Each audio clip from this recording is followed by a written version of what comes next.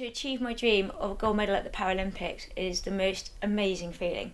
I've always been fascinated by the Olympic Games. I remember at the age of 6 watching my first ever Olympic Games with the likes of Steve Cram and Steve Ovett performing and winning their medals. And it wasn't until about the age of 8 that I actually started sailing, and even at that point I actually didn't like it at all. My parents had got me involved, and I was a little child at the front of the boat crying her eyes out, scared witless, and it wasn't until I was about 10 years old that we went on a flotilla holiday with Sunsail, and I think a week in the warm weather, warm waters, messing around, sailing with other children, capsizing, just suddenly something clicked and came back and kind of took off from there. Really got involved in racing and realised I had quite a natural talent for it, and got involved with the RI youth programme, and just knew from that moment on that my aspirations lay with going to the Olympic Games. So initially I didn't actually think about the Paralympics. I didn't actually know a lot about it, and started campaigning in the 470 class, and basically went for the games for 2000 and 2004.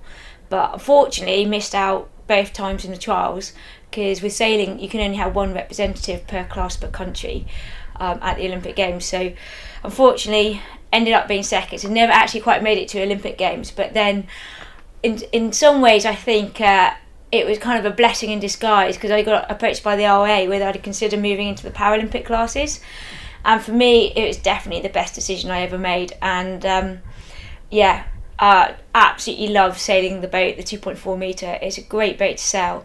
It's really technical, it's very tactical, it's not particularly fast, but in a big breeze you can have some pretty exciting sailing downwind, which is fantastic. And the fleet it's a great bunch of guys that I'm sailing with, and I think that's one of the things that is different from Olympic sailing, is I actually compete against the guys, whereas when I was sailing the 470 class, it was only the girls that I was competing against.